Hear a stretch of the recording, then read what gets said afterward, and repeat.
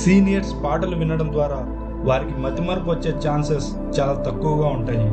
దీనివల్ల memory loss, confusion, mood changes, personality changes వచ్చే అవకాశాలని తగ్గించవచ్చు. అందుకే మన ఇంట్లో పెద్దవాళ్ళకి పాటలు వినమని సజెస్ట్ చేయండి. డిఫరెంట్ టైప్స్ ఆఫ్ మ్యూజిక్ అనేది డిఫరెంట్ ఏరియాస్లో బ్రెయిన్ని యాక్టివేట్ చేస్తుంది.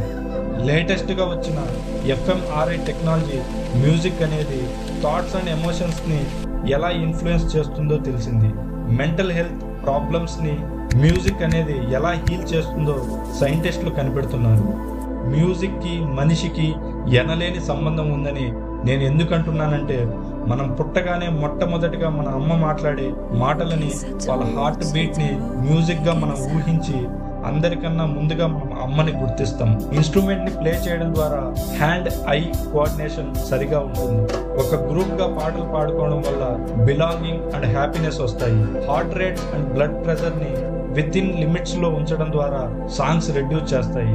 Heart rates and blood pressure ని మ్యూజిక్ రెడ్యూస్ చేస్తాయి. మ్యూజిక్ థెరపీ అనేది ఏన్షియంట్ ఈజిప్ట్ అండ్ గ్రీస్ లో యూజ్ చేశారు. మ్యూజిక్ వినడం ద్వారా ఎండోరెన్స్ 15% వరకు ఎక్సర్సైజ్ చేస్తున్నప్పుడు ఇంక్రీజ్ అవుతుంది.